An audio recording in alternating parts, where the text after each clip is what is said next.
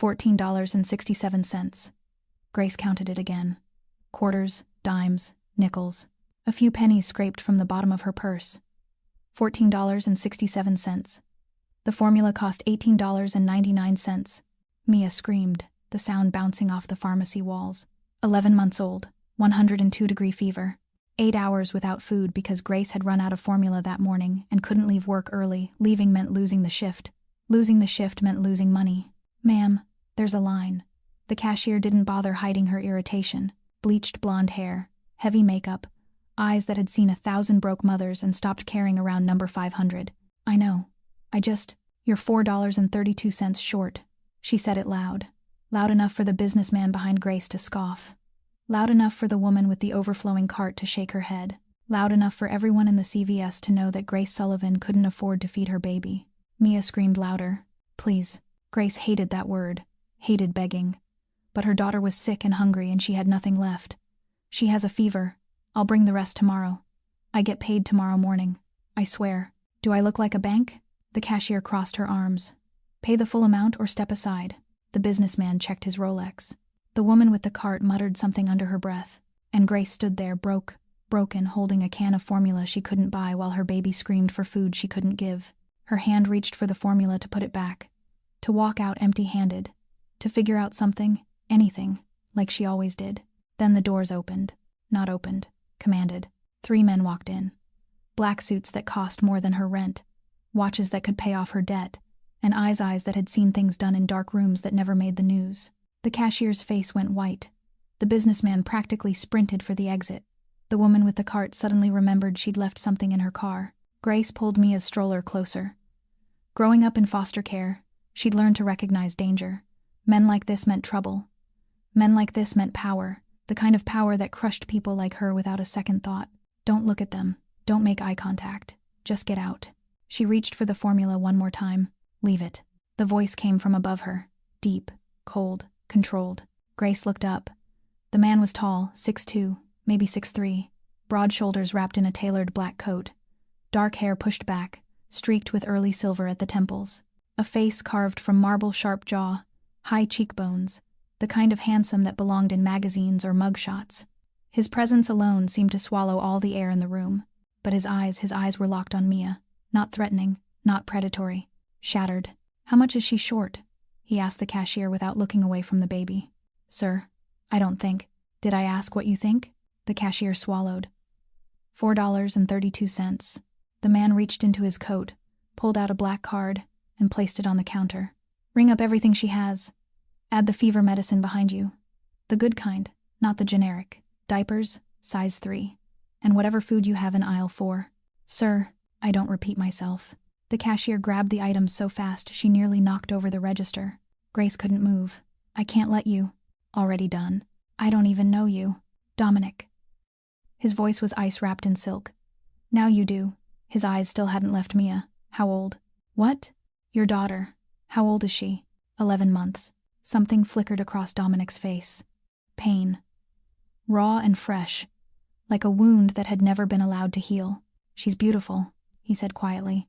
"She looks just like." He stopped, cleared his throat, looked away. $73.56, the cashier announced, her voice trembling. "Would you like 2 bags? Add some food from aisle 3. Crackers, juice, whatever looks like she might eat." "I don't need," Grace started. "When was the last time you ate?" The question hit her like a slap. "I'm fine. That's not what I asked." Dominic's eyes found hers for the first time. Dark, bottomless, haunted. "You're shaking. You're pale. Your lips are cracked from dehydration. So I'll ask again, when was the last time you ate?" Grace couldn't remember. Yesterday. Maybe the day before. She'd given her last pack of crackers to Mrs. Chen, the elderly neighbor who watched Mia while Grace worked double shifts. "It doesn't matter," she said. "It matters." Dominic took the bags from the cashier and held them out. "She needs you healthy. Can't take care of her if you collapse." Grace stared at the bags. Formula, medicine, diapers, food, more than she'd been able to buy in weeks. From a stranger. A man in a suit that cost more than her car. A man whose presence made everyone in the room flee like prey from a predator. "Why?" she whispered. Dominic didn't answer right away. He looked at Mia again, really looked, and Grace saw his jaw tighten, saw his hands clench at his sides, saw something break behind those cold, dark eyes. "Because I once watched someone who needed help," he finally said, his voice barely above a whisper. "And I did nothing. She died while I was counting money." Grace's breath caught. I swore I'd never let that happen again. His eyes met hers, and for a moment, just a moment, the monster in the suit looked human. Not to anyone. Not ever. Now, hit that subscribe button and stay with me until the very end of this story. Drop a comment below, tell me where you're watching from. I want to see just how far this journey takes us. The parking lot was frozen hard in the December night. Grace pushed Mia's stroller out into the cold, her arms locked tight around 2 shopping bags she had never imagined she could afford. She wanted only to get home, give her daughter her medicine, and erase everything that had just happened. But the sound of footsteps behind her made her stop. Dominic and the other 2 men had followed her outside. Grace tightened her grip on the stroller handle, the survival instinct from her years in the orphanage rising up like a reflex. She turned, ready to face whatever they wanted. Dominic did not look at her. His eyes settled on a car parked at the far end of the lot, her Honda Civic from 1998. Or what was left of it. The blue paint had faded into a tired gray. Rust had eaten its way from the wheels up to the doors. The rear window was patched with tape and plastic bags because she did not have the money to replace it. The back bumper hung loose on a rope. "This is your car." Not a question, a statement. Grace lifted her chin even though she wanted to disappear into the ground. "It runs." Dominic said nothing. He only nodded toward the 2 men. The bigger one, tattoos crawling up his neck and hands like shovels, walked over to the car. The other followed, slimmer. But something in the way he moved made Grace uneasy, like a snake sliding through grass. "Tony, check the car." The big man, Tony, nodded and bent to look underneath. "Marco, look at the engine." The other man, Marco, popped the hood. For a few minutes they inspected the car as if it were a crime scene. Grace stood there, lifting Mia into her arms because the baby started crying again in the biting cold, and felt as if the whole world could see straight through her. "Oil leak," Tony said from under the car. "Bad. Brake pads are almost gone. Tires are worn down to the threads. And the engine." Marco let out a low whistle. "I'm surprised it still starts." "You drive this." Tony straightened up, looked at Grace, then looked at Mia. "With a baby. In winter." His voice carried no judgment, only disbelief. Grace felt her cheeks burn despite the cold cutting into her skin. "It gets us where we need to go." "For how much longer?" Dominic stepped closer, standing beside her. "A week. 2 weeks. Before it dies on the highway with your little girl in the back seat. I'll figure something out." "You'll figure something out." Dominic repeated the words as if they tasted bitter. "That's what you tell yourself every time everything falls apart, isn't it? That you'll figure it out." Grace did not answer, because he was right. That was exactly what she always did. Figure it out. Always figure it out. Until there was nothing left to figure out. Dominic pulled a business card from his coat pocket. Pitch black, silver lettering, only a name and a string of numbers. "Not charity," he said when Grace did not reach for it. "An offer. I don't need your pity." "Good, because I don't have any pity to give." He slipped the card into the shopping bag she was holding. "Call me. Tomorrow." Then he turned and walked back toward the black Escalade waiting nearby. Tony followed, but paused to look at Mia. His rough face softened when the baby looked up at him. "She's a sweet little thing," he said quietly. "Keep her warm." Then he was gone. Only Marco remained. He did not leave right away. He stood there, looking at Grace, then at Mia, looking longer than normal. His head tilted slightly, as if he were calculating something. "The baby," he said. "How many months?" Grace did not answer. Dominic had asked that in the pharmacy. Why was this man asking too? Did it matter? Dominic's voice rang out from the vehicle, sharp as ice. Marco laughed, but the smile never reached his eyes. "Just curious, boss." He gave Grace one last glance, his gaze sliding from her down to Mia and back up again, as if measuring something. Then he turned and got into the car. The Escalade glided away into the night, leaving Grace alone in the parking lot with her crying daughter and a business card that felt as heavy as lead in her bag. Tony had smiled at Mia. Marco had not, and Grace could not shake the feeling that she had just been sized up for something. Grace's apartment sat on the 5th floor of a worn-out building in Brooklyn, where the elevator had been broken for 3 years, and no one could be bothered to fix it. She carried Mia up the stairs, step by step, the shopping bags hanging from her shoulder, her breathing heavy in the cold air that reeked of damp and mildew. The apartment was nothing more than a tiny studio, a kitchenette shoved into one corner, a bed in the opposite corner, and Mia's crib wedged in between. The paint on the walls peeled. Roaches moved in the dark. The heater had been dead for 2 weeks, and the landlord kept promising he would fix it, but never showed up. Grace wrapped another blanket around Mia, gave her the fever medicine the strange man had bought, and sat on the bed watching her daughter slowly drift into sleep. Only when Mia was sleeping soundly did Grace allow herself to breathe and look at the black business card in her hand. Dominic Rossi. Only a name and a phone number. No title, no company, as if the name alone was enough. She knew she should throw it away. Nobody gives anybody anything for free. She had learned that lesson early. 10 years old, in her first foster home, the foster father promised he would buy her a bicycle if she was a good girl. She had been good. The bicycle never came. 14 years old, the third foster mother said she would give her money for extra tutoring if she helped with the housework. Grace helped. The money went into that woman's pocket. 16 years old, the fifth foster father promised he would help her get into college, in exchange for something she never wanted to think about again.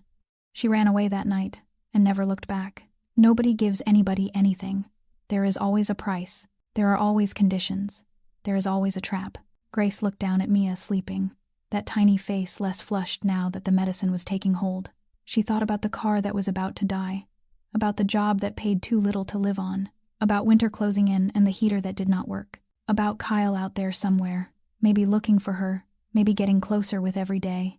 She could not keep living like this, but she also could not trust a stranger. Mia coughed in her sleep, the rough, broken cough of a sick child, and Grace's heart shattered one more time. Not for herself, for her daughter. Grace could be hungry, Grace could be cold, Grace could endure. But Mia could not. Mia deserved more than this. Grace picked up her phone and dialed the number before she could change her mind. It rang twice. A cold voice came through. "I've been waiting for you to call." No greeting, no question about who it was. As if he already knew. 10 o'clock tomorrow morning. I'll have someone come get you. Then the line went dead. Grace stared at the black screen of her phone and wondered what she had just done. The next morning, at exactly 9:45, the black Escalade pulled up in front of her building. Grace carried Mia down the stairs, each step heavier than the last. Tony opened the car door, gave her a nod and a gentle smile that did not match his hard, brutal face. But it was not Tony who made Grace stop. It was Marco. He sat in the passenger seat, turning to look at her as she climbed in. "Brooklyn, huh?" Marco said, his tone almost casual. "Tough neighborhood. Bet you've got plenty of bad memories here." Grace went still. She had not told anyone she lived in Brooklyn. Not Dominic, not Tony, not anyone. "How do you know I live here?" "The boss told me." Marco shrugged and faced forward again. But in the rearview mirror, Grace saw him smile. That smile was not friendly, Dominic told him. That made sense. So why did Grace feel, deep in her bones, that Marco had known long before that? The Escalade slid over the Brooklyn Bridge into Manhattan, and through the window Grace watched an entirely different world unfold. Skyscrapers of glass and steel. Storefronts with brand names she had only ever seen in magazines. People walking by in coats that cost more than a year of her rent. The car stopped in front of a tower on the Upper East Side, the kind of building with a uniformed doorman and a lobby lined with marble. Tony opened the door for her, and Marco led the way inside without a word. A private elevator carried them up to the penthouse. When the doors opened, Grace had to hold herself back from staring with her mouth open. The penthouse was bigger than the entire floor of the building she lived in. High ceilings, floor-to-ceiling windows looking out over all of Central Park. Dark, expensive furniture, arranged with perfect precision, like something out of a magazine. But something was wrong. There was no warmth. No life. The place was beautiful as a museum and cold as a tomb. "Oh my God, it's a baby." A woman's voice called from the direction of the kitchen, and a woman around 55 with curly black hair and warm brown eyes hurried toward them. She stopped in front of Grace, hands pressed together at her chest, looking at Mia as if she had just seen a miracle. "Bambina, Bambina," she whispered, her eyes shining with tears. "So beautiful. May I hold her?" "She's afraid of strangers," Grace said. But Mia was already reaching for the woman, grinning wide as if they had known each other in another life. "Rosa has been the housekeeper here since Dominic was a little boy," Tony explained softly. "She doesn't have grandchildren. She sees a baby, and she falls in love." Rosa carried Mia into the kitchen, humming a lullaby in Italian as she went. And for the first time since stepping into this penthouse, Grace felt something warm move through the air. "Miss Sullivan," Dominic's voice came from the hallway. "Follow me." Grace followed him through the wide, echoing rooms until they stopped in front of a dark oak door, Dominic's office. The room was dimmer than the rest of the apartment. The The curtains held back the light. The scent of whiskey and cigars hung faintly in the air. A massive black wood desk took up nearly an entire wall. And on the desk, among stacks of papers, there was a picture frame turned face down. Grace recognized it instantly. People only turn pictures face down when they cannot bear to look at them. Sit. Dominic pointed to the chair in front of the desk and moved behind it. But he did not sit. He stood by the window with his back to her, staring down at the city. Marco came in and took his place in the corner, silent as a shadow. "You want to know why I'm helping you," Dominic said without turning around. Not a question. Grace did not answer. He turned back, picked up the picture frame lying face down on the desk, and looked at it for a long time before setting it down. Lucia. My sister.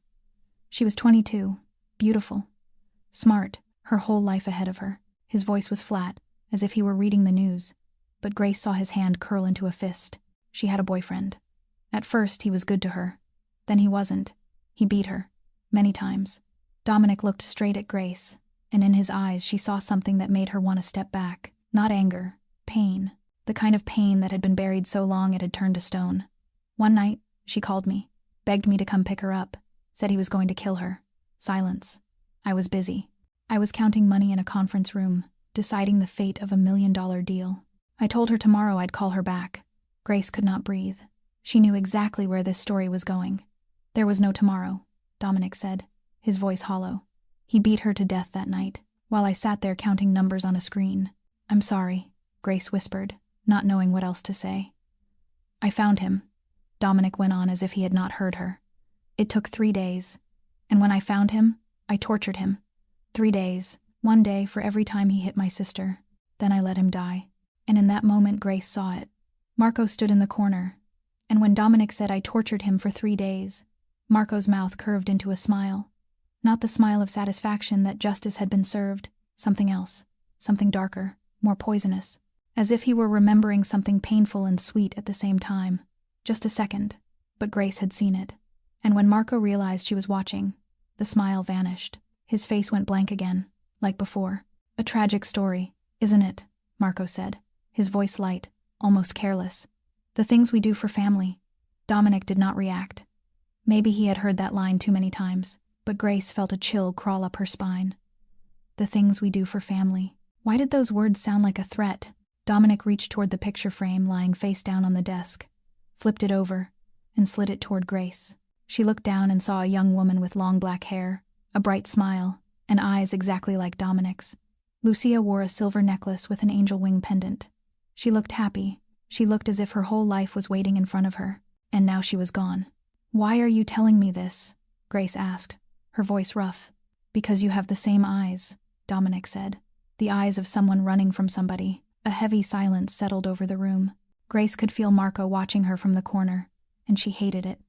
Hated the feeling of being dissected, exposed, read like an open book. But Dominic had just handed her his most painful secret. Maybe she owed him the truth. Kyle Bennett, she said, and even saying the name was enough to make her want to throw up. Mia's father, my ex-boyfriend. She stopped and drew in a deep breath. Dominic did not push. He only waited. At first he was good to me. He said he loved me, said he would take care of me. I grew up in an orphanage. I had nobody. So when someone said things like that, I wanted to believe it. I needed to believe it. Grace looked down at her hands, remembering the bruises that had once covered them. Then he started drinking. Then he started using drugs. Then he started hitting me. The flashback hit without warning. The filthy apartment in Queens. The stink of alcohol and sweat. Kyle lunging at her, his fists coming down like rain. She curled in on herself, both arms around her 7-month pregnant belly, screaming for him to stop. But he did not stop. He never stopped until he got tired. That night she waited until he passed out drunk, stole cash from his wallet, and ran. She ran, and never looked back. I ran when I was 7 months pregnant, Grace said, her voice flat, as if she were telling someone else's story. I had Mia alone in a charity hospital. I had nobody, nothing, just my little girl. She lifted her eyes to Dominic, and for the first time she let him see the real fear in her gaze. He swore he would find me. He swore he would take Mia. And Kyle, when he swears something, he means it. Dominic said nothing for a long time. He only stood there, looking at her, and Grace saw his jaw tighten, saw the muscles in his neck draw taut. He won't lay a hand on you, Dominic said at last, his voice cold as steel. And he won't lay a hand on the baby. I swear it. Let me find him." Marco's voice came from the corner, and both Grace and Dominic turned. Grace had not realized he had moved so close. Marco stepped forward, his eyes lit with something Grace could not name. Too quick, too eager. "I have contacts," Marco said. "People on the street. I can find anyone." Dominic studied Marco for a long moment, then nodded. "Find him." "And when I find him?" Marco asked, tilting his head like a dog that has caught the scent of prey. "What do you want me to do, boss?" "Nothing," Dominic said. "Report back to me. That's all." Disappointment flickered across Marco's face. So fast, Grace almost thought she had imagined it. But she had not imagined it. She had seen it clearly. He wanted more. He wanted permission to do something to Kyle. And that was not right. "Of course, boss," Marco said, the smile returning to his mouth. "I'll contact my people right away." He turned toward the door, but stopped at the threshold and looked back at Grace. "Don't worry, Grace," he said, his voice so sweet it made her shiver. "I'm very good at finding people who don't want to be found." Then he was gone, leaving Grace with a question echoing in her head. Was that a promise or a threat? She could not tell anymore. A week passed faster than Grace expected. Dominic kept his word. Her Honda Civic was replaced with a newer model Toyota Camry.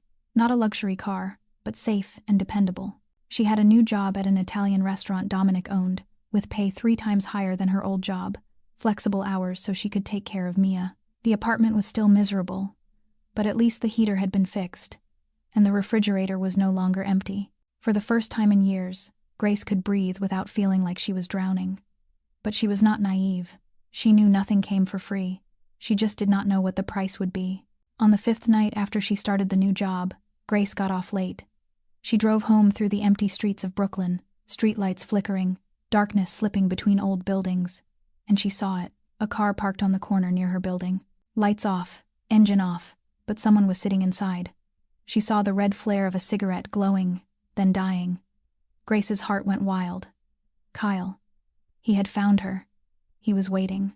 She parked, her hands shaking so badly she could barely open the door. She lifted Mia, sleeping deeply, out of the car seat, held her tight against her chest, and ran toward the building. She took the stairs 2 at a time, her heart hammering like it might explode, her eyes constantly cutting over her shoulder. Once inside the apartment, she locked the door, slid the bolt, and stood with her back against the wall, gasping for air. Her phone vibrated, an unknown number. Grace almost did not answer, but then she picked up. "Don't be afraid. It's me, Tony." Grace wanted to cry with relief. "The car on the corner. That was you?" "The boss asked me to keep watch. Make sure you're safe." Tony's voice was low and steady. "I'll be here every night. You get some sleep." Grace ended the call, sank down onto the floor, and let the tears come. Not Kyle, just Tony. She was safe, at least for now. In the days that followed, Grace began to get used to her new life. Dominic asked her and Mia to come to the penthouse a few times a week. Rosa adored Mia beyond reason, always cooking far too much food for Grace to take home. Tony became a protective shadow, always somewhere close but never intrusive. And Marco was still there, silent, watching, with a smile that never reached his eyes. Grace tried to ignore him. She told herself she was being paranoid. Not everyone had bad intentions, but every time he looked at her, she felt like prey in a scope. That night, Grace stayed at the penthouse, because Rosa insisted on keeping Mia overnight. Grace lay in the guest room, but she could not sleep. At 3 a.m, Mia cried from Rosa's room. Grace got up and walked down the dark hallway to get her daughter, but she stopped when she saw light spilling from the balcony. Someone was standing out there. Marco. His back was to her, a phone pressed to his ear. His voice lowered to a whisper. Grace stayed in the shadows, not daring to breathe. "Yes, she's here," Marco's voice carried in the still air. "The baby too." "No, not yet. Be patient." I said be patient. Silence. Marco listened to whatever the other person said. Then he laughed. A small, icy sound. "Soon. Just wait." He ended the call and turned around, and saw Grace. His eyes narrowed for a second, then smoothed back into normal. Normal in a way that was terrifying. "Who were you talking to?" Grace asked, trying to keep her voice calm. "Work," Marco said. He stepped inside, passing so close his shoulder brushed hers. "Not your business." He stopped at the hallway entrance and looked back at her over his shoulder. "Go to sleep, Grace." The way he said her name made her shiver, as if he had said it hundreds of times. as if it had been familiar to him long before they met. He disappeared into the dark, leaving Grace standing there with her heart pounding and questions that had no answers. Be patient. Patient for what? And who had been on the other end of that call? The next morning, Grace could not wait any longer. She left Mia with Rosa and went straight to Dominic's office, pushing the door open without knocking. He was sitting behind his desk, going through a stack of paperwork, and he looked up with surprise when he saw her. "Miss Sullivan, is something wrong?" "I don't trust Marco," Grace said plainly, without circling around it. She had spent all night thinking about how to approach this, and in the end she decided honesty was the only way. Dominic set his pen down, leaned back in his chair, and studied her with an expression she could not read. Why? Because something about him is not right. Grace stepped closer to the desk, her hands clenched at her sides. From the first day, he looked at me like he was calculating something. He asked questions he didn't need to ask. He knew things he shouldn't have known. She drew a deep breath. And last night, I saw him on the phone at 3 a.m. Dominic did not react. "Making a phone call isn't a crime." "You didn't hear what he said." Grace moved one step closer. He said, "She's here, and the baby too." He said, "Not yet, and be patient." He was talking about me. About Mia. He was reporting on us to someone. Dominic stood, walked around the front of the desk, and stopped directly across from her. Only a few steps separated them, but Grace felt as if a whole abyss had opened up between them. "Marco has a lot of business that requires calls at strange hours. That's the nature of what we do. It wasn't about business." Grace refused to back down. "I know the difference. I grew up in the foster care system. I've met enough people to know when someone is hiding something, and Marco is hiding something." She held Dominic's gaze without blinking. "He smiled when you told me about torturing the man who killed Lucia. You didn't see it, but I did. Not the smile of satisfaction that justice was done. Something else. Something sick." Dominic was silent for a long time. Then he exhaled, and Grace watched a wall rise in his eyes. "Marco has been with me for 15 years. His voice cooled. "He is family. Family can betray you." Grace shot back at once. "You more than anyone should know that. Lucia trusted her boyfriend. She trusted he was family. And look what happened." A heavy silence filled the room. Grace knew she had gone too far. She saw Dominic's jaw tighten, saw his hand curl into a fist. She had touched the deepest wound he carried and used it against him. But she had no choice. She knew she was right. And if she was wrong, she would apologize. But if she was right, and stayed silent, she and Mia could die. "You've known me for 2 weeks, Dominic said at last, his voice cold as ice. "Don't tell me who I should trust in my own house." "Fine." Grace lifted her chin, refusing to be intimidated.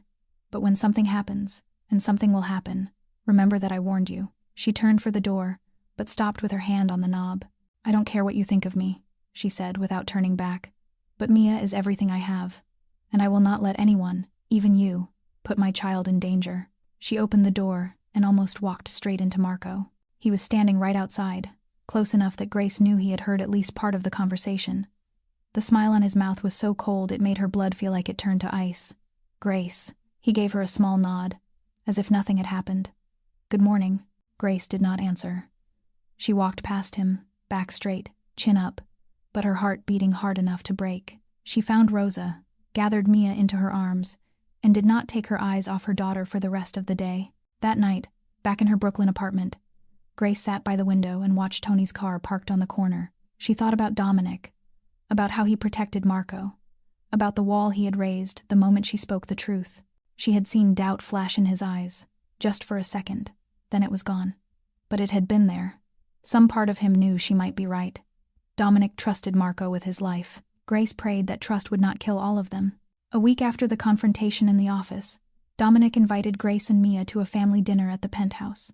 She wanted to refuse, the tension from their last conversation still sitting in her chest. But Rosa called and begged, and Grace could not bring herself to say no to that kind woman.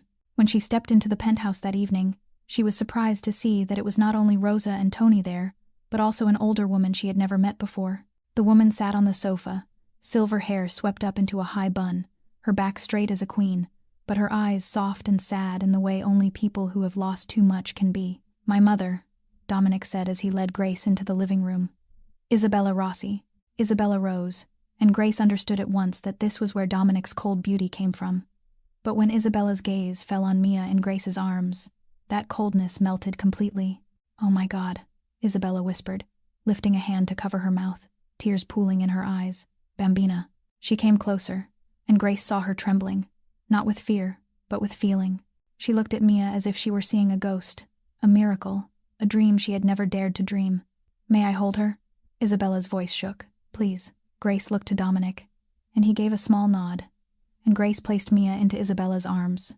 The older woman drew the baby to her chest, closed her eyes, and tears ran down her cheeks. "She looks so much like Lucia," Isabella whispered. "When she was little. So much." Rosa guided everyone to the dining table, where an Italian feast was waiting. Pasta, with fresh tomato sauce, meatballs, cooked from a family recipe, crisp toasted bread with garlic butter, and tiramisu for dessert.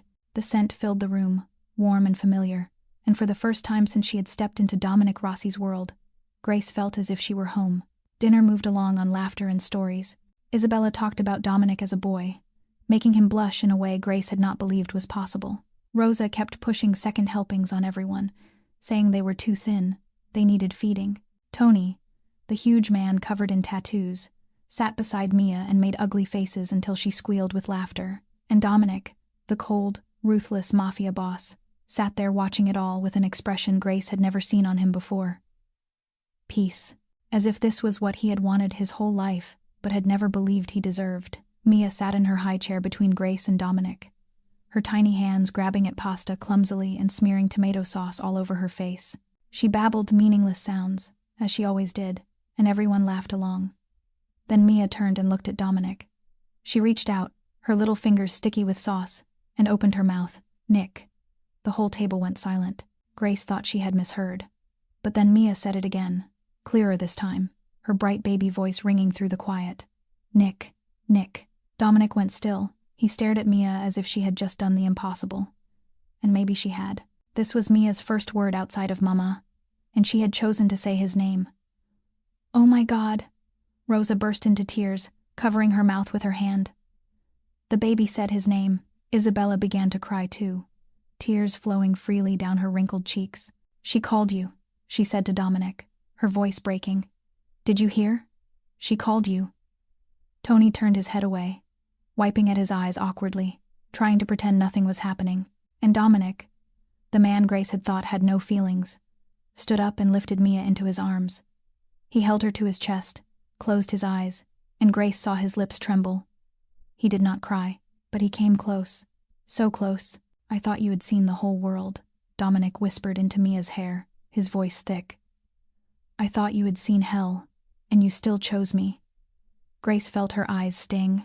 She looked around the room, at Rosa crying, at Isabella crying, at Tony trying to hide his tears. The whole room overflowed with emotion, warmth, love, hope. And then she saw Marco. He stood in the corner of the room, where he always stood, like a shadow, and there was nothing on his face. No joy, no sadness, no feeling, nothing at all. He watched Dominic holding Mia, and Grace saw something in his eyes that made her blood turn cold. Hate. Pure, unhidden, bone-deep hate, as if he were watching his most bitter enemy find happiness, and it made him want to be sick. Then Marco turned and caught Grace's gaze. He knew she had seen it, and he did not bother to hide.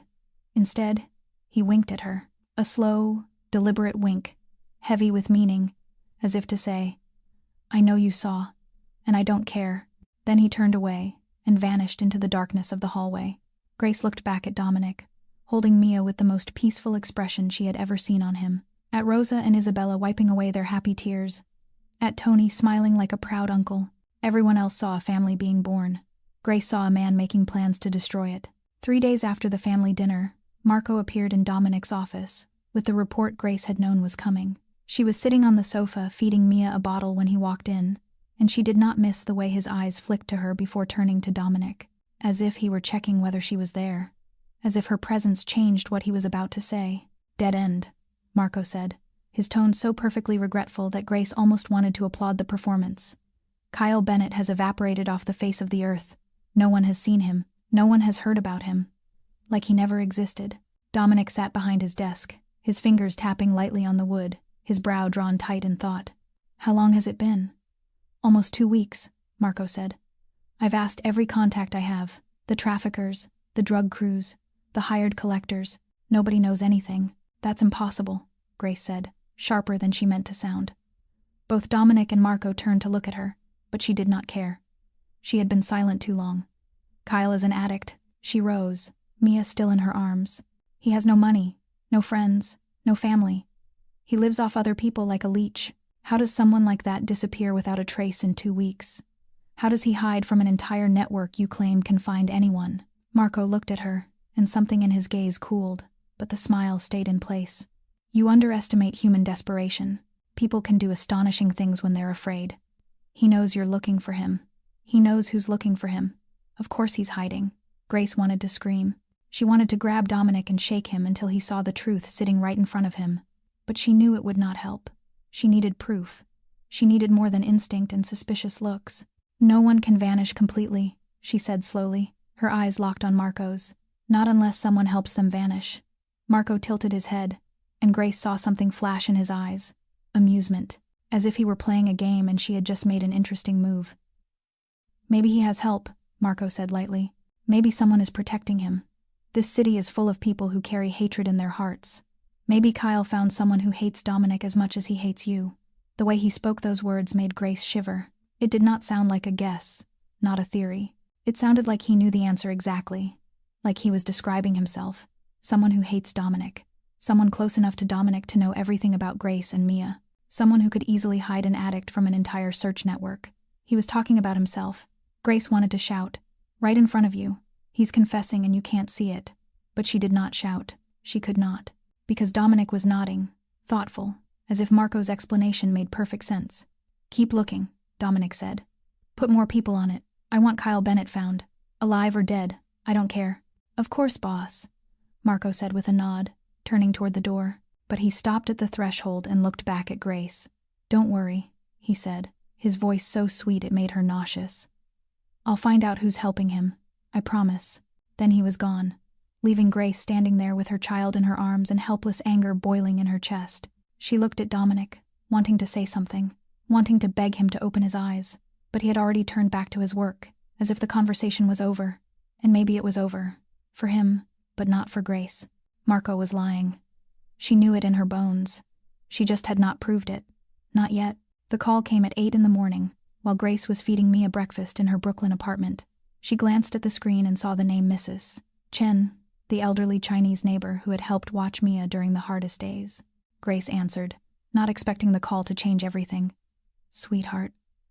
Mrs. Chen's voice trembled, frightened in a way Grace had never heard before. Someone came asking about you.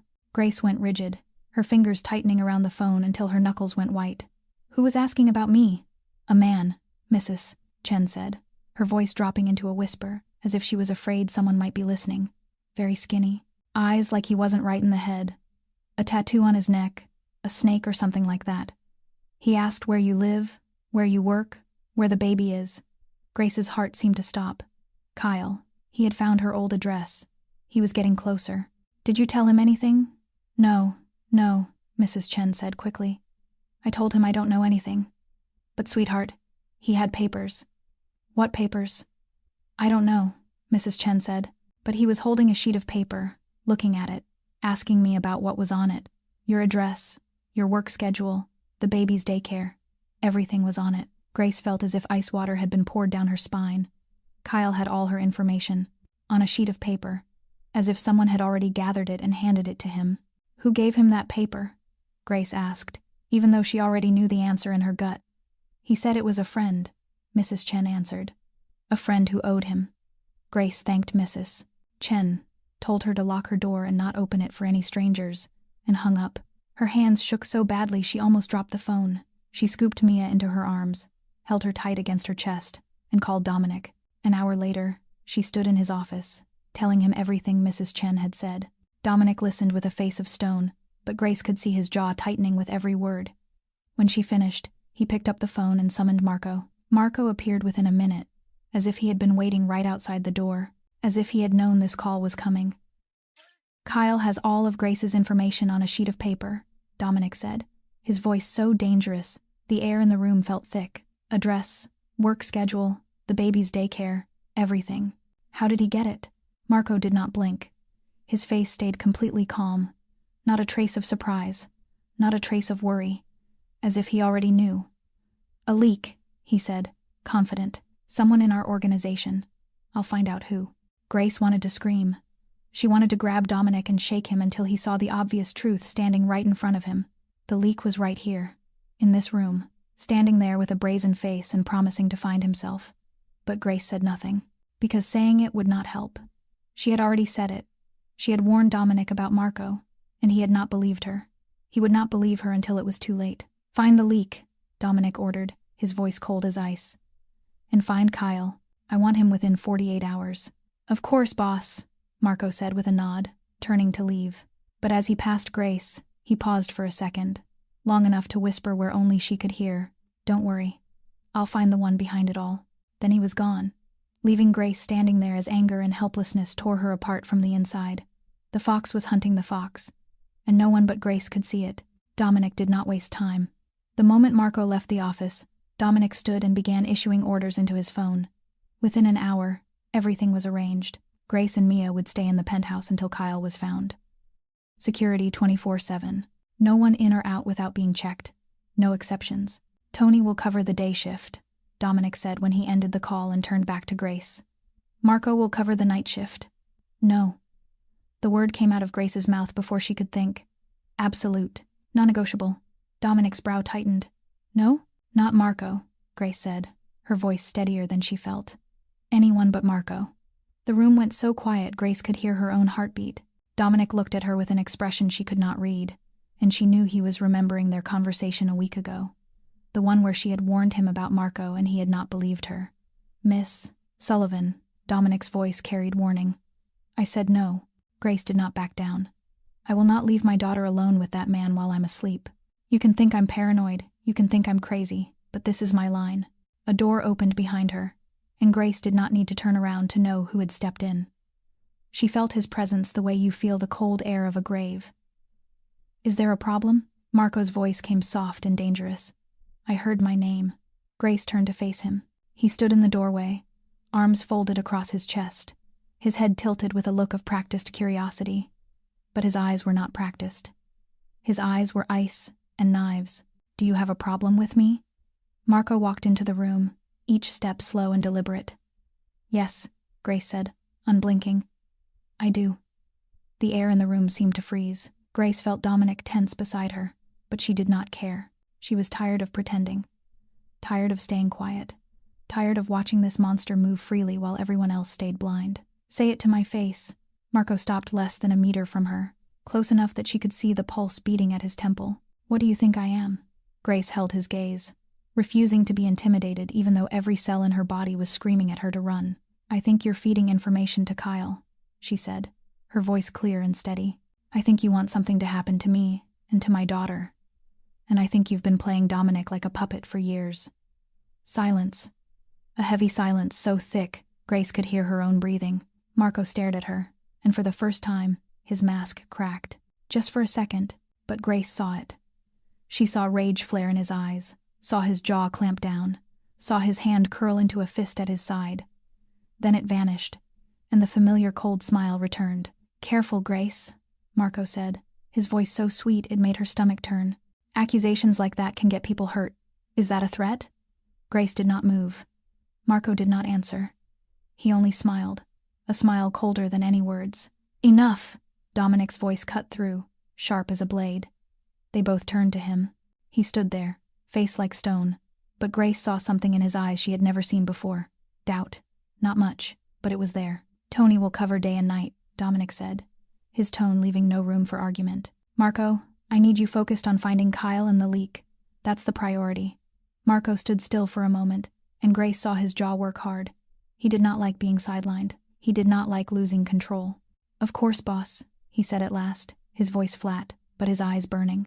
"I'll find the one behind it all." He turned and walked out, but paused at the door and looked back at Grace one last time. That look said more than 1,000 words. It said he would not forget. It said she had just made an enemy. It said this game was not over. Then he was gone, and the door clicked softly shut behind him. Marco had stepped back, but his eyes had promised that this was not finished. Not even close. That night, Grace could not sleep. Mia was sleeping soundly in the room next to Rosa's. safe and warm, but Grace's mind would not settle. She stood on the penthouse balcony, looking out at Manhattan glittering below, and tried not to think about the look in Marco's eyes when he left the office that afternoon. Footsteps behind her made her turn. Dominic stood in the balcony doorway, holding 2 glasses of wine. He did not speak. He only walked over and offered her one. Grace took it, and they stood there in silence, watching the city, each of them chasing their own thoughts. "I believe you." Dominic's voice broke the silence, and Grace nearly dropped her glass. She turned to look at him, not sure she had heard right. "About Marco," Dominic went on, his eyes still fixed on the distance. "I believe you." Grace did not know what to say. She had fought so long to hear those words, and now that they had come, she did not know how to hold them. "Then why?" she asked at last. "Why didn't you do anything?" "Because for 15 years, Dominic exhaled, and for the first time Grace saw him look tired. Not physical tiredness, but the kind that comes from deep in the soul. "Marco has been at my side for 15 years. He was the only person I trusted after Lucia died. He helped me find the man who killed my sister. He stood next to me while I tortured that man. He is family." Dominic turned to Grace, and she saw the pain in his eyes. "Admitting he could betray me means admitting the last 15 years were a lie. It means I was wrong. It means I was blind, and I hate that." Grace set her hand on his arm, a small gesture, but full of meaning. "You weren't blind. You just wanted to believe in something good. There's nothing wrong with that." Dominic looked down at her hand on his arm, then lifted his gaze to meet hers. Something shifted in the air between them, a movement, a connection. He stepped closer, and Grace did not step back. She should have stepped back. She knew that. This man was dangerous. His world was dangerous. But she did not move. He raised his hand, his fingers brushing her cheek, so gently she almost did not feel it. Their eyes held, and Grace felt herself lean toward him, their mouths only a few centimeters apart. "Boss." A pounding knock hit like thunder, shattering the moment. Marco stood in the balcony doorway, his eyes bright with something Grace could not read. "Found Kyle," he said. "Urgent. A warehouse in Brooklyn. We have to go now." Dominic pulled back from Grace, his face snapping back to cold stone in a heartbeat, but Grace caught his hand. "It's a trap," she said, looking straight into his eyes. She knew it in her bones. "Too convenient, too perfect." "I have to end this," Dominic said. "Then don't take Marco," she said. "Take Tony. Leave Marco here." Dominic studied her for a long moment, then nodded. "Tony comes with me. Marco stays with Grace." "What?" Marco's voice sharpened, his calm mask cracking for a second. "Boss, I found him. I should. You stay with Grace." "That's an order," Dominic cut in, his tone leaving no room for argument. A tense silence. Marco stood there, and Grace saw his hand clench at his side. "Fine," he said at last, his voice flat, but his eyes on fire. Dominic walked past him, paused long enough to say something Grace could not hear, then disappeared inside. Minutes later, Grace heard the elevator, and then silence. Marco remained in the balcony doorway, looking at her with an expression he did not bother to hide for the first time. Then he pulled out his phone and turned his back. Grace stayed in the shadows, listening. "Change of plans," Marco's voice carried. "Pull everyone out. I need the building empty."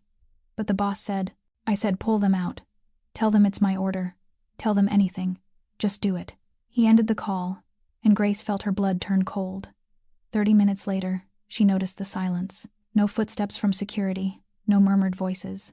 Nothing but a dead, suffocating quiet. She stepped into the hallway and looked around. Empty, completely empty. Dominic had left with Tony. The guards were gone, and Grace was alone with the wolf. The warehouse in Brooklyn was black as ink when Dominic and Tony arrived. No lights, no sound, not a single sign of life. Tony drew his gun first, shoved the door open, and they moved inside with the careful caution of men who were used to danger. But there was nothing. The warehouse was empty. Only dust, rats, and darkness. "No, Kyle. No one at all. A trap," Tony said, his voice tight. Dominic had already pulled out his phone before Tony even finished. He called the penthouse. The ring sounded. Once, twice, 3 times, 4 times.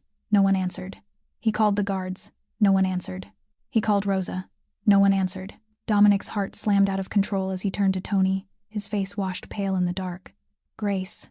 Just that one word, and it was enough to send them both sprinting for the car, tearing back toward Manhattan at a reckless speed. Meanwhile, at the penthouse, Grace stood in the middle of the living room and felt that something was wrong. The air was too still, too heavy. like someone was watching her from the shadows. She turned, and the blood in her body turned to ice. Kyle stood in the doorway, a crazed smile on his lips. His eyes lit with the same light she had seen too many times in nightmares. "Miss me, sweetheart." His voice was raw with drugs and alcohol, but it still carried enough force to make her stomach twist. Grace did not think. The survival instinct, sharpened by years of abuse, took over. She spun and ran toward Rose's room, where Mia was sleeping. She had to get to her daughter, had to protect her. Kyle's footsteps thundered behind her, heavy and threatening. He was not in a hurry. He knew she had nowhere to go. "Marco!" Grace screamed as she ran down the hallway. "Marco!" No one answered. The penthouse was silent as a grave. She reached Rose's room, shoved the door open, and saw Mia asleep in the crib. She lunged forward, scooped her up, pressed her tight to her chest, and then Kyle appeared in the doorway, blocking her only way out. "He cannot hear you," Kyle laughed, stepping into the room with slow, measured steps. "He is busy counting money." "What?" Grace backed up until her spine hit the wall, holding Mia as the baby began to cry, jolted awake. "You think I found you by myself?" Kyle tilted his head, the grin spreading wider. "You think an addict like me could hide from an entire mafia organization and find you in a place like this? Marco gave me everything. The address, the work schedule, the security code. He even pulled all the guards out so I could get in." Grace felt as if someone had driven a fist into her stomach. She had been right. She had been right from the beginning, and now she was going to die because of it. "Because Dominic took something from me." A voice came from behind Kyle, and Grace looked past his shoulder to see Marco standing in the doorway. He was not smiling now. His face was cold as stone, his eyes dark as two bottomless pits. "Now I take something from him." Marco stepped into the room, taking his place beside Kyle as if they were allies. And maybe they were. "What did Dominic take from you?" Grace asked, her voice shaking, still trying to keep it steady. She needed time. She needed Dominic to get back. She needed a miracle. The last trace of a smile vanished from Marco's face, replaced by something so dark and wounded it raised a chill along Grace's spine. "My little brother," he said, his voice cold as ice. "Your little brother," Grace whispered, not understanding. Marco's eyes deepened into shadow, and when he spoke again, his voice carried 15 years of hatred. "Let me tell you about Vincent." Marco stepped deeper into the room, and the light fell across his face, revealing a change Grace had never seen before. The mask was gone completely. No more practiced smile, no more trustworthy loyalty. Only pure hatred, steeped for 15 years, now burning like hellfire. "Lucia's boyfriend," Marco began, his voice so cold it seemed to thicken the air itself. "The one Dominic tortured for 3 days. Did you know who he was?" Grace did not answer. She held Mia tighter against her chest, feeling her baby's frantic heartbeat, and prayed Dominic would get back in time. "He was my brother," Marco said, each word as sharp and deliberate as a blade. "Vincent Valentino, my blood brother, my own flesh and blood." Grace felt as if she had been struck across the face. She stared at Marco, trying to force her mind to make sense of it. Lucia's boyfriend had killed her, and that boyfriend was Marco's brother, the man Dominic had tortured to death. "Vincent was 24 when it happened," Marco went on, pacing the room like an animal trapped in a cage. "Stupid, yes. Violent, yes. But he was my brother, my blood, my family." His voice climbed, and Grace saw his hands tremble with rage. Kyle stood beside him, silent, watching like an audience member in a play he had been paid to join. "And Dominic?" Marco spat the name as if it were poison. "Dominic did not just kill Vincent. He tortured my brother for 3 days. 3 days. He stopped, eyes fixed on nothing, as if he were reliving the memory. Then he sent me the video." Grace's mouth fell open. "A video. He wanted me to see," Marco said, and he laughed, but it was the laugh of a madman. "He wanted me to know what happens to people who hurt his family. And I watched. I watched every second. I heard my brother screaming, begging, pleading to die. 3 days. Grace felt sick. She thought of Dominic, of the grief in his eyes when he spoke of Lucia, and now she was looking at the other side of that story, the pain of someone who lost family to revenge. "Then why did you stay?" she asked, fighting to keep her voice steady. 15 years. Why did you not leave?" "Because I wanted revenge." Marco turned to her, his eyes like two cold stones. But Dominic was a fortress then. No weakness. No one he cared about enough to lose. His mother was old. His sister was dead. He had nothing but money and power. How could I hurt him when he had nothing to lose? Marco stopped and looked at Grace with something that was almost gratitude. So I waited. 5 years. Played loyal. Played family. Waited for him to care about someone again. He moved closer, and Grace backed up until her spine met the wall. Then you showed up. Marco looked her over from head to toe. You and the baby. And suddenly the man made of stone had a heart. He laughed at the baby. He looked at you like you were the whole world. He had a weakness again. We are not his weakness, Grace said, even though she knew it was a lie. No, Marco tilted his head. Then why did he leave me here to protect you? Why did he trust me with the most precious thing he has?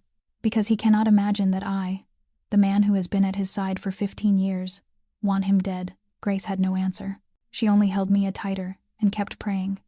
What are you going to do? She asked, her voice shaking. Marco looked at her, and the last trace of a smile vanished from his mouth. He drew a gun from behind his back and checked the ammunition with a calm so frightening it made Grace's skin prickle. Make him feel what I felt, he said, aiming the gun at Grace. He took my brother. I will take you and the baby, and I will make him watch. Marco signaled to Kyle, and the addict stepped forward and ripped Mia out of Grace's arms. Grace screamed, trying to hold on to her child, but Kyle was stronger than she expected. He shoved her down onto the floor and clutched the baby, who was shrieking, to his chest with a victorious grin.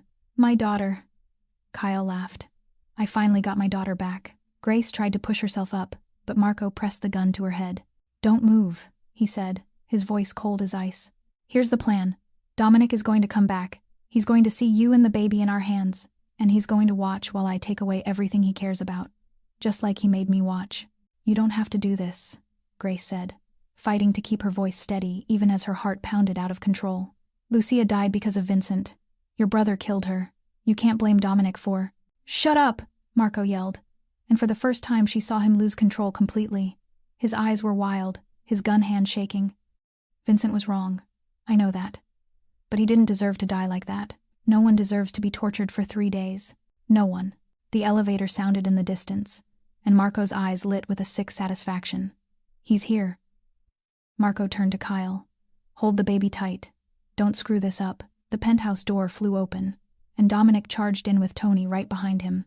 Both men had guns, but they froze when they saw the scene. Marco with a gun to Grace's head, Kyle holding Mia, who was screaming, and no clear line of attack that would not put the hostages at risk. Marco. Dominic's voice shook with restrained fury. What the hell are you doing? What I should have done 5 years ago, Marco said, the smile returning to his mouth. Put the gun down, Dominic, or she dies. Dominic looked at Grace, looked at Mia, and Grace saw something in his eyes break. He lowered his gun, slowly, and set it on the floor. Tony followed. All right, Dominic said, and his voice sounded so strange. Grace almost did not recognize it. You win. Let them go. Let them go. Marco laughed, the sound echoing through the empty penthouse. You think this is a negotiation. I'm going to kill her. Then I'm going to kill the baby. While you watch. Just like you made me watch Vincent die. No. Dominic lunged forward, but Marco squeezed the trigger and the bullet slammed into the floor right in front of Dominic's feet. Back up, Marco shouted. One more step and I put a bullet in her head. Grace watched Dominic standing there, helpless, unarmed, and she knew she could not wait for someone to save her. She had to save herself. She kicked at Marco's leg with everything she had, aiming for his knee. Marco dodged, but he lost his balance for a second. A second that was almost enough for Dominic to move. But Marco was faster. He spun and fired into the ceiling. The gunshot cracked like thunder, and everyone froze. Do that again and I shoot the baby, Marco screamed, aiming the gun at Kyle and Mia. Kyle clutched the baby tighter, and Mia screamed, the sound shredding the air. Please, Grace begged, tears streaming down her cheeks. Please don't hurt her. She's innocent. Please, please, Marco echoed, his voice thick with contempt. Dominic said please too, when he begged Vincent to stop. When Lucia was dying on the floor, he stepped closer to Grace, the gun still trained on her head, but Vincent didn't stop.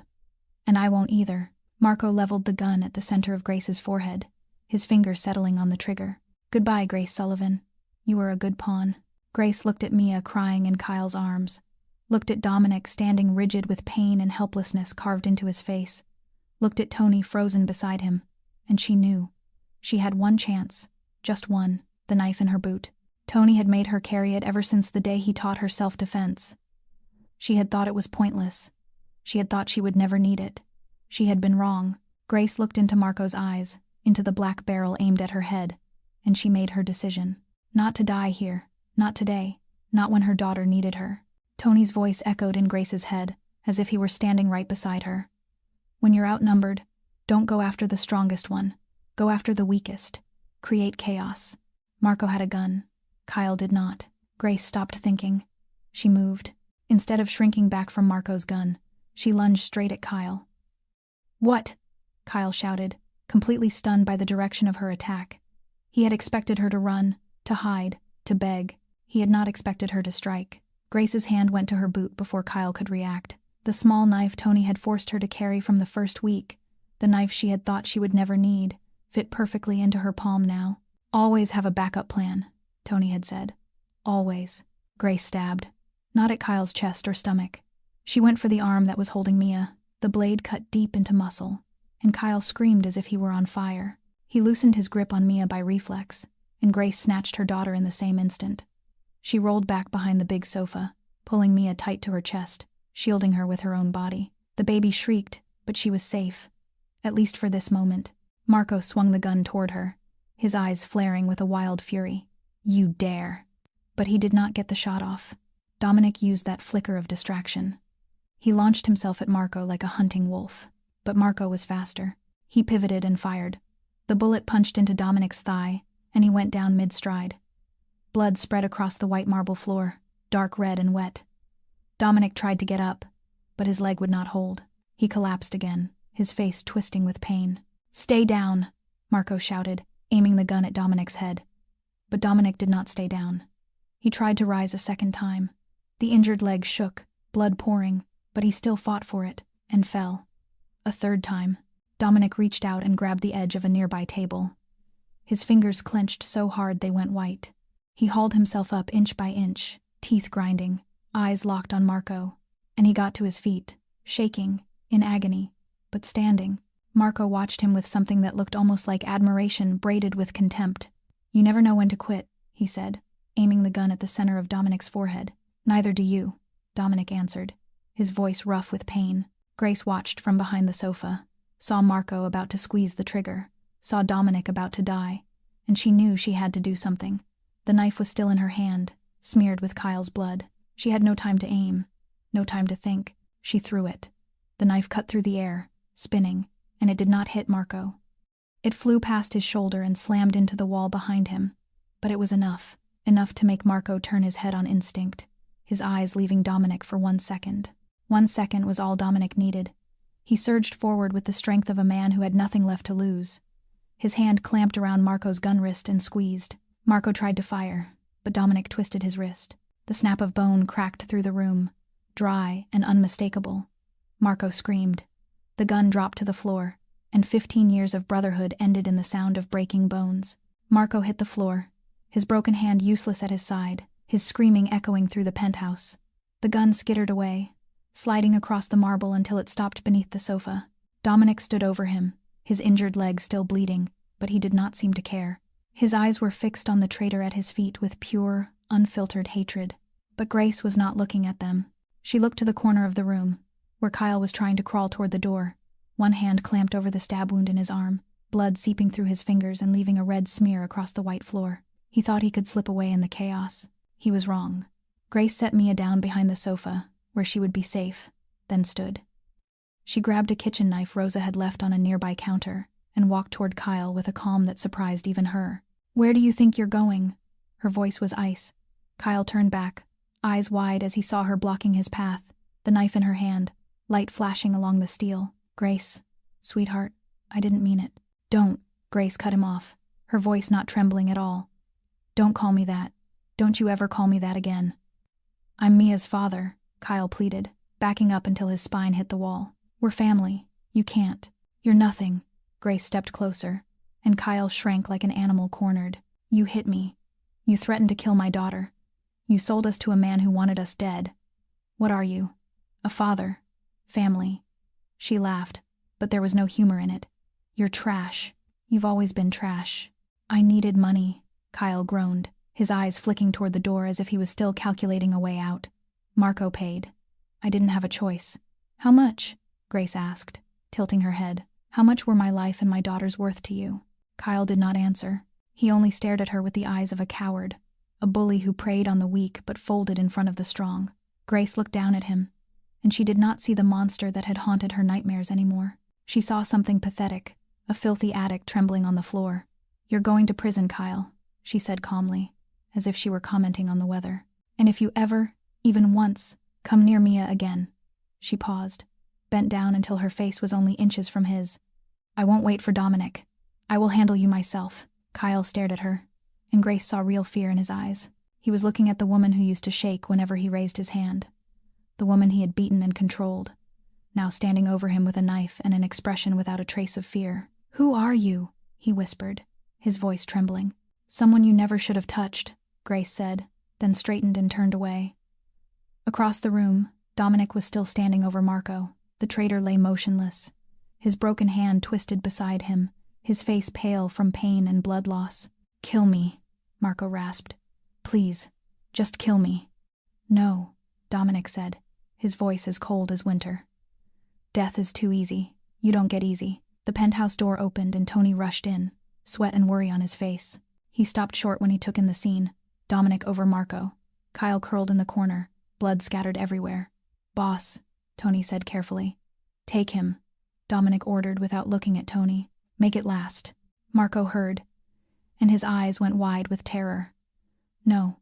He tried to scramble away. No, no, no. Tony stepped in, grabbed Marco by the collar, and hauled him up like a torn doll. Marco screamed, begged, pleaded for Dominic to spare him, but no one listened. Tony dragged him out of the room, and the screams echoed down the hallway, then faded into nothing. The police arrived 20 minutes later. Kyle was handcuffed and taken away, his face drained white as he looked at Grace one last time before the elevator doors closed. Rosa ran in sobbing, wrapped Mia in her arms, and would not let go. Isabella arrived right after, holding Dominic and checking his wound with shaking hands. And Grace stood in the middle of the chaos, her daughter in her arms, looking around at what was left after the storm. Kyle was arrested. Marco was gone. And Grace Sullivan, the woman who had once counted every penny in a pharmacy, finally understood what it meant to be a survivor. 3 days passed in a fog. Dominic was being cared for by a private doctor at the penthouse, and the wound in his thigh was not as serious as Grace had feared. The bullet had gone clean through without hitting an artery or bone. He would limp for a few weeks, but he would make a full recovery. Physically, at least. Grace was not sure she ever would. During the day she was fine. She took care of Mia, talked with Rosa, ate when someone reminded her. She smiled when Isabella told stories. She nodded when Tony checked in on her. She played the part of a normal person very well, but nights were different. At night, when darkness settled in and the silence grew too loud, everything came back. She closed her eyes and saw Kyle in the doorway, that crazed smile on his mouth. She heard Marco's gunshot, saw Dominic go down, saw blood spreading across the white marble floor. She felt the cold barrel pressed to her head, heard Marco's voice saying goodbye. Then she would jolt awake, drenched in sweat, her heart slamming like it might burst, and she could not fall asleep again. On the third night, at 3 a.m, Grace jerked upright, with a strangled scream stuck in her throat. She sat there, shaking, trying to remember how to breathe, when a warm hand settled on her shoulder. Dominic was sitting beside the bed, like he had been every night since that day. He did not say why he was here, instead of in his own room. He was just here. Every night, every time she woke. Same dream, he asked, his voice rough with lack of sleep. Kyle, Marco, the gun, Grace whispered, her arms wrapped around herself, as if she were trying to keep from falling apart. I can't stop seeing it. Dominic did not speak. He only pulled her into his arms, letting her curl into his chest, her ear pressed to the place where his heart was beating. That steady rhythm, solid and real, was the only thing keeping her from dropping into the void. It gets easier, he said, his voice vibrating through his chest. Does it? Grace asked, even though she did not really believe it. No, Dominic admitted, and she felt his lips brush her hair, soft as a butterfly. But you learn how to live with it. How? By remembering why you did it.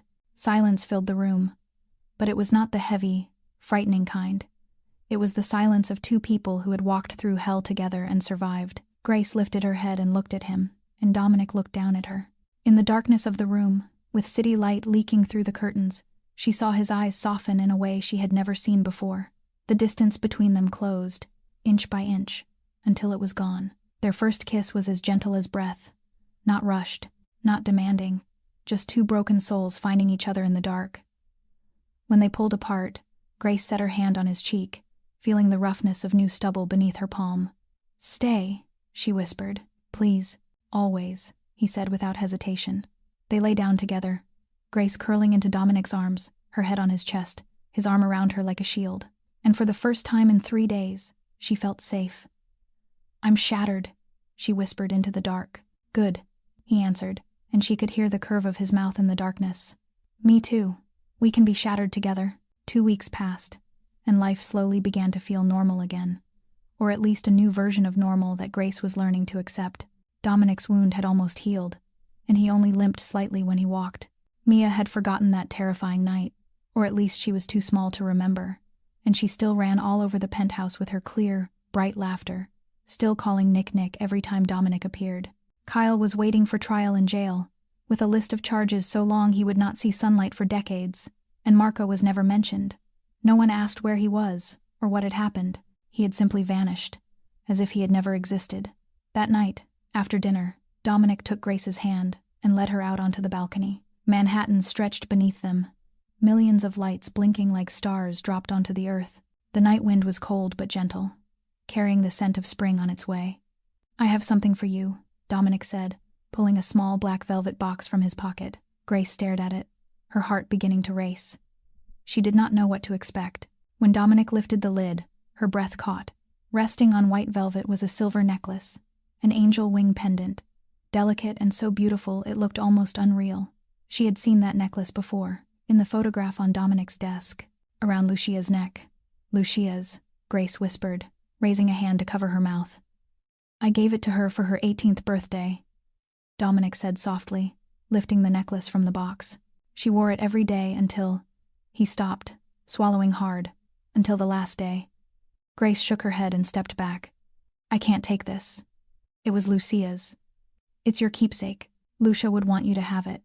Dominic stepped closer and gently fastened the necklace around Grace's neck.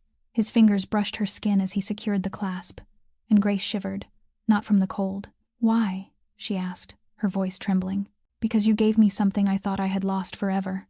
Dominic set his hand under her chin and lifted her face so he could look into her eyes. "What?" "Hope," he said, and Grace saw his eyes shine in the city light. "I love you, Grace. I don't know when it started. Maybe the first night, in the pharmacy, when I saw you standing there with $14.67 and a crying baby. Maybe when you stood up to Marco while everyone else was afraid. Maybe when you held a knife and protected your daughter like a warrior." "Dominic," Grace tried to speak, but he pressed a finger to her lips. "You saved us. You saved Mia. You saved me. And I—" He paused, as if searching for the words.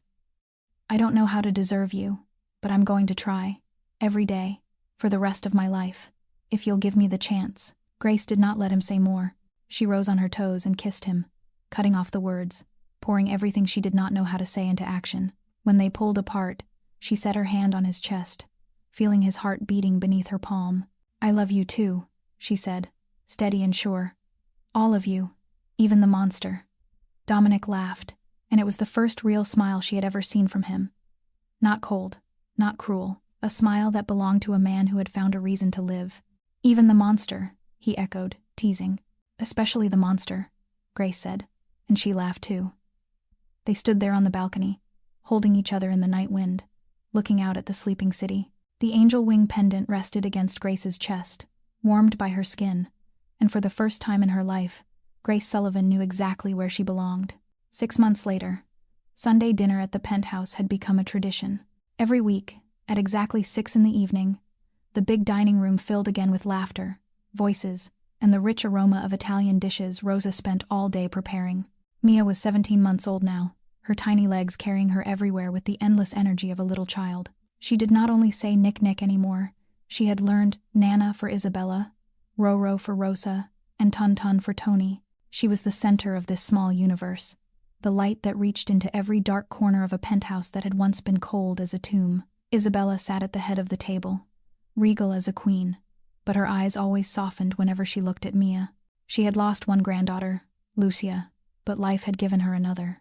Rosa was busy in the kitchen, arguing with Tony about how much salt to put in the sauce, her sharp voice carrying through the apartment, while Tony only laughed and lifted his hands in surrender. He had become Mia's unofficial uncle, the man who always let her climb onto his back and pretended to be a horse, despite the intimidating look of tattoos running up his neck. Grace stood by the window, watching the city sink into sunset, and felt a peace she had never believed she could find. The angel wing pendant rested against her chest, warm and familiar. Footsteps behind her, and then the familiar arms wrapped around her from behind. Dominic set his chin on her shoulder, looking out at the same view. "What are you thinking about?" he asked, his voice low and warm. $14.67. What? That was all I had that night. In the pharmacy, I was short $4.32, and I thought my life was over. Dominic tightened his arms around her. And now, Grace looked around the room. At Mia, trying to climb onto Tony's back while she squealed with laughter. At Isabella, setting the table with the careful hands of a woman who valued family above everything. At Rosa, ladling soup into bowls, still complaining nonstop that no one ever listened to her.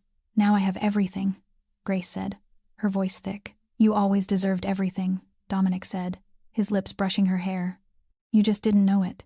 "Neither did I," he added with a quiet laugh. "Maybe that's why we found each other." $14.67. That was everything Grace Sullivan had on that night in a pharmacy in Brooklyn. Now she had a home, a family, a man willing to burn the whole world down for her, and she would do the same for him. Family is not blood. Family is the people who stay when everyone else runs. And in this family of monsters and broken things, Grace Sullivan had finally found where she belonged. The end. Thank you for listening all the way to the end of this story.